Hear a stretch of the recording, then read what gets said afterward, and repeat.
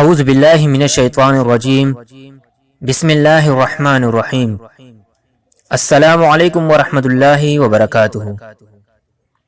معزز سامعین کرام، جادو کی حقیقت کے اس دوسرے حصے میں آج ہم یہ جاننے کی کوشش کریں گے کہ کیا اللہ رب العزت نے دو فرشتوں یعنی ہاروت اور ماروت کے ذریعے جادو کو اتارا؟ اللہ سے دعا ہے کہ مجھے حق کو سچ بیان کرنے اور تمام سامعین کو حق کو قبول کرنے کی توفیق عطا فرمائے، آمین۔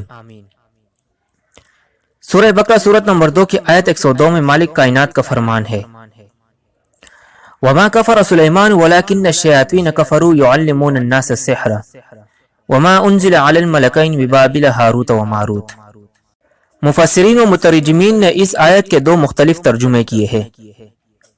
بعض کے مطابق آیت کے اس حصے میں وما کفر سلیمان میں ما نافیہ جبکہ وما انزل علی الملکین میں ما موصولہ ہے، اور اس کا ترجمہ یوں بنتا ہے، وما کفر سلیمان ولکن الشیاطین کفروا یعلمون الناس السحر وما انزل علی الملکین ببابل ہاروت و ماروت۔ سلیمان علیہ السلام تو کفر نہ کیا تھا، بلکہ یہ کفر شیطانوں کا تھا۔ وہ لوگوں کو جادو سکھاتے تھے، اور بابل میں ہاروت اور ماروت دو فرشتوں پر جو اتارا گیا تھا۔ مترجمین کے اس ترجمے سے یہ معلوم ہوتا ہے کہ اللہ رب العزت نے دو ملائکہ کے ذریعے جادو کو نازل کیا تھا، جبکہ دوسرے مفسرین و مترجمین کے مطابق یہ پہلا ترجمہ سیاق و سباق کے منافی ہے، اور اس ترجمے سے قرآن مجید کے کئی آیات کا انکار لازم آتا ہے۔ ان کے مطابق اصل ترجمہ یوں ہے، وما کفر سلیمان ولکن الشیاطین کفروا یعلمون الناس السحر وما انزل علی الملکین ببابل ہاروت و ماروت۔ اور سلیمان نے کفر نہیں کیا، لیکن شیطانوں نے کفر کیا جو لوگوں کو جادو سکھاتے تھے، اور نہ دو ملائکہ پر جادو اتارا گیا بابل شہر میں ہاروت و ماروت پر۔ معزز سامعین کرام، دونوں تراجم میں نے آپ کے سامنے رکھے ہیں، اب فیصلہ آپ کو کرنا ہے کہ کون سا ترجمہ صحیح اور کون سا غلط ہے۔ میرے علم کے مطابق دوسرا بیان کیے جانے والا ترجمہ زیادہ صحیح اور قوی ہے، جبکہ پہلا ترجمے میں کئی سوالات جنم لیتے ہیں، جیسا کہ اس آیت میں بیان فرمایا وَلَكِنَّ الشَّيَاطِينَ كَفَرُوا يُعَلِّمُونَ النَّاسَ السِّحْرَ، لیکن کفر شیطانوں نے کیا جو لوگوں کو جادو سکھاتے تھے۔ اب ایک طرف اللہ جادو کو کفر سے یاد کرتا ہے کہ شیطانوں کا یہ کام تھا، وہ لوگوں کو جادو سکھاتے تھے، پھر ایک کفریہ چیز کو اللہ ملائکہ کے ذریعے کیسے نازل کر سکتا ہے؟ جبکہ سورہ حجر سورت نمبر 15 کی آیت نمبر 8 میں مالک کائنات کا فرمان ہے، مَا نُنَزِّلُ الْمَلَائِكَةَ إِلَّا بِالْحَقِّ، ہم فرشتوں کو حق کے ساتھ ہی اتارتے ہیں۔ غور کیجئے، ملائکہ کا نزول ہمیشہ حق کے ساتھ ہوتا ہے، ملائکہ کبھی باطل لے کر نازل نہیں ہوتے، جبکہ جادو باطل و کفر ہے۔ دوسرا یہ کہ اللہ حق ہے اور حق کو پسند کرتا ہے۔ کچھ سادہ لوگ یہ کہتے ہیں کہ یہ آزمائش کے لیے اللہ نے نازل کیا تھا، تو ان سے مؤدبانہ گزارش ہے کہ اللہ کبھی باطل و کفر کے ساتھ آزمائش نہیں کرتا، بلکہ اللہ تو کفر و باطل کو مٹانے کے لیے انبیاء کو مبعوث کرتا ہے۔ سورہ زمر سورت نمبر 39 کی آیت 7 میں فرمایا وَلَا يَرْضَىٰ لِعِبَادِهِ الْكُفْرَ، اور اللہ اپنے بندوں کے لیے کفر پسند نہیں کرتا۔ اس سلسلے میں چند مفسرین کے اقوال بھی آپ کے سامنے رکھنا ضروری سمجھتا ہوں۔ تفسیر قرطبی، تفسیر سنائی، تفسیر جلالین، مفتاح القرآن اور بہت سے دوسرے مفسرین نے ہاروت اور ماروت کو دو انسان یا شیاطین قرار دیا ہے۔ محمد حفظ الرحمن سیوہاری صاحب نے قصص القرآن جلد 2 میں قرطبی اور ابن جریر کے حوالے سے لکھا ہے، آیت ما انزل میں ما نافیہ ہے، اور ہاروت و ماروت شیاطین سے بدل ہے، اور مطلب یہ ہے کہ یہ غلط ہے کہ بنی اسرائیل کی آزمائش کے لیے آسمان کے فرشتے سحر کا علم لے کر آئے تھے، بلکہ شیاطین سحر سکھاتے تھے، جن میں سے بابل میں دو مشہور شخصیتیں ہاروت اور ماروت کی تھی۔ انسائکلوپیڈیا ادارہ معارف الاسلامیہ جلد 23 میں مختلف تفاسیر کے حوالوں سے اپنی تحقیق میں لکھتا ہے، وما انزل علی الملکین مما نافیہ ہے، اور اس کا عطف وما کفر سلیمان پر ہے۔ اس لحاظ سے آیت کے معنی یہ ہوں گے، نہ سلیمان علیہ السلام نے کفر کیا اور نہ دو فرشتوں پر جادو اتارا گیا۔ یہود کا یہ بھی عقیدہ تھا کہ اللہ تعالیٰ نے جبرائیل اور میکائیل دو فرشتوں کے ذریعے جادو نازل کیا ہے۔ تو یہاں اللہ تعالیٰ نے یہودیوں کے اس غلط عقیدے کی بھی تردید کر دی کہ جبرائیل اور میکائیل دو فرشتوں کے ذریعے کسی قسم کا جادو نہیں اتارا گیا۔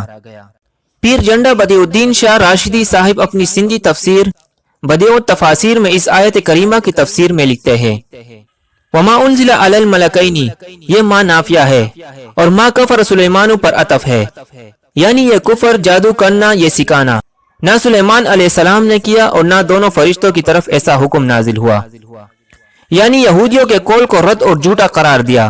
وہ کہتے تھے کہ سلیمان علیہ السلام جادو کرتے تھے، اسی نے ہمیں سکھایا، اور یہ بھی کہا کہ دو فرشتوں کی طرف یہ حکم نازل ہوا ہے۔ اس لیے اللہ تعالیٰ نے فرمایا کہ ایسا نہیں ہے، بلکہ یہ سارا کام شیاطین کا ہے اور وہی انہیں سکھاتے تھے۔ تفسیر ابن کثیر میں ابن عباس رضی اللہ عنہ فرماتے ہیں جادو اللہ کا نازل کیا ہوا نہیں۔ ربیع بن انس فرماتے ہیں یہودیوں نے اس چیز کی تابعداری کی جو سلیمان علیہ السلام کے زمانے میں شیطان پڑھا کرتے تھے۔ سلیمان علیہ السلام نے کفر نہیں کیا، نہ اللہ تعالیٰ نے جادو کو ان دو فرشتوں پر اتارا ہے جیسا اے یہودیوں تمہارا خیال جبرائیل و میکائیل کی طرف ہے، بلکہ یہ کفر شیطانوں کا ہے جو بابل میں لوگوں کو جادو سکھایا کرتے تھے، اور ان کے سردار جو دو آدمی تھے جن کا نام ہاروت اور ماروت تھا۔ اسی طرح محمد جمال الدین قاسمی اپنی تفسیر القاسمی میں لکھتے ہیں محققین جس طرف گئے ہیں وہ یہ ہے کہ ہاروت اور ماروت دو انسان تھے جو بظاہر دیندار بنے ہوئے تھے، وہ لوگوں کو جادو سکھاتے تھے اور لوگوں کا ان کے متعلق حسن اعتقاد یہاں تک تھا کہ وہ ان کو آسمان سے آئے ہوئے فرشتے سمجھتے تھے۔ وہ جو کچھ لوگوں کو سکھایا کرتے تھے وہی سے نہیں بتاتے تھے، اور ان دونوں کا مکر یہاں تک تھا کہ لوگوں کا اپنے متعلق حسن اعتقاد برقرار رکھنے کے لیے وہ ان کے سامنے یہ بھی کہتے تھے ہم تمہارا امتحان لے رہے ہیں کہ تم صحیح کام کرتے ہو یا غلط کام کرتے ہو، ہم تو تمہیں نصیحت کریں گے کہ تم غلط کام یا کفر کا کام نہ کرو۔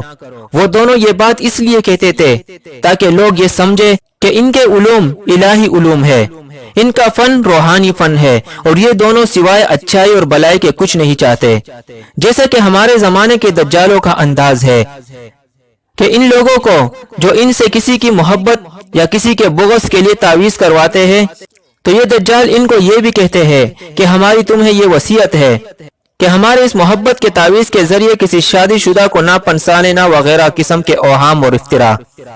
اس قسم کی چیزیں یہود میں بہت تھی، حتیٰ کہ وہ اعتقاد رکھتے تھے کہ سحر ان دونوں پر اللہ تعالیٰ کی طرف سے نازل ہوا ہے، اور یہ کہ یہ دونوں فرشتے ہیں جو لوگوں کو تعلیم دینے کی غرض سے آئے ہیں۔ قرآن مجید ان تمام باتوں اور تمام دعووں کی تکذیب کے لیے نازل ہوا ہے۔ اس نے بتایا یہ دونوں آسمان سے نہیں آئے اور سحر بری چیز ہے اور اس کا سیکھنا اور سکھلانا جرم ہے، لہٰذا یہاں پر ما صحیح اقوال کے روح سے ما نافیہ ہے، اور ملکین کا لفظ عرف کے مطابق ہے جو اس وقت ان کے متعلق لوگوں میں تھا۔ محمد جمال الدین قاسمی صاحب اپنی تفسیر میں آگے لکھتے ہیں اگر سحر ان دونوں پر نازل کیا گیا تھا تو لا محالہ نازل کرنے والا اللہ تھا، اور یہ جائز نہیں، کیونکہ سحر کفر و عبث ہے، اللہ تعالیٰ کے لائق نہیں کہ ایسی چیز کو نازل کرے۔ دوسرا یہ کہ قرآن مجید کا ارشاد ہے وَلَكِنَّ الشَّيَاطِينَ كَفَرُوا يُعَلِّمُونَ النَّاسَ السِّحْرَ، لیکن شیطانوں نے کفر کیا جو لوگوں کو سحر سکھاتے۔ اس بات پر دلیل واضح ہے کہ سحر کی تعلیم کفر ہے۔ اگر یہ ثابت ہو جائے کہ ملائکہ سحر کی تعلیم دیتے تھے تو ان کے اوپر کفر لازم آئے گا، اور یہ باطل ہے۔ ملائکہ کے متعلق ایسا اعتقاد رکھنا کفر ہے۔ تیسرا یہ کہ جس طرح انبیاء کے لیے جائز نہیں کہ وہ تعلیم سحر کے لیے مبعوث کیے جائے، اسی طرح فرشتوں کا تعلیم سحر کے لیے نازل ہونا جائز نہیں۔ چوتھا، سحر کی نسبت سوائے کفار، فساق اور شریر شیاطین کے اور کسی کی طرف نہیں کی جا سکتی، پھر بھلا اس کی نسبت اللہ کی طرف کیسے کی جا سکتی ہے جو اس سے منع کرنے والا ہے اور کرنے والے کو جس نے سزا کی تعزیر دی ہے؟ اور کیا سحر سوائے باطل کے کچھ اور بھی ہے؟ اور کیا اللہ تعالیٰ کی عادت اس قسم کے باطل کو ختم کرنے میں نہیں ہے؟ جیسا کہ موسیٰ علیہ السلام کے قصے میں اس نے فرمایا جو چیز تم لائے ہو وہ سحر ہے، بے شک اللہ اسے عنقریب ختم کر دے گا۔ شبیر احمد اظہر میرٹی اپنی تفسیر مفتاح القرآن میں ہاروت اور ماروت کے متعلق لکھتے ہیں دونوں عبرانی نسل کے ہی تھے، کیونکہ اس انداز کے نام اسی نسل میں ملتے ہیں۔ چنانچہ بنی اسرائیل کے ایک بادشاہ کا نام طالوت اور اس کے حریف مقابل کا نام جالوت خود قرآن میں مذکور ہے۔ ہاروت اور ماروت نے اپنے ہم پیشہ لوگوں کی طرح ویرانہ نشینی اختیار کر کے اپنی شخصیت کو پراسرار بنا رکھا تھا۔ دور دور سے جادو کے شوقین، جن میں اکثریت اسرائیلیوں کی ہی ہوتی تھی، ان کے چرنوں میں پہنچ کر سیس نواتے اور درخواست کرتے کہ ہمیں اپنے چیلے بناؤ۔ یہ دونوں گروہ بھی پورے گاہک تھے۔ کسی خام طالب شخص کو منہ نہ لگاتے، بلکہ پہلے اچھی طرح خوب ٹوک بجا بجا کر دیکھ لیتے، جسے طلب کا سچا پکا پاتے اسے ہی بتاتے۔ وہ طالب سے کہتے کہ بھائی یہ گناہ اور کفر کا کام ہے، تیری عاقبت برباد ہو جائے گی، اور جب خوب دیکھ لیتے کہ طالب صادق ہے اور اسے ایمان و عاقبت کی فکر نہیں ہے، تب اسے اپنی شاگردی میں لے لیتے۔